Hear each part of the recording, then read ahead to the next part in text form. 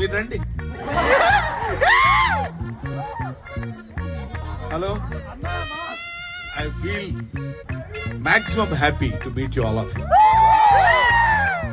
ఎందుకంటే Brahmanandam memes God అని memes God చేసింది మీరే.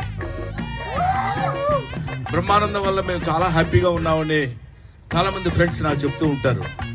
I felt very happy of that.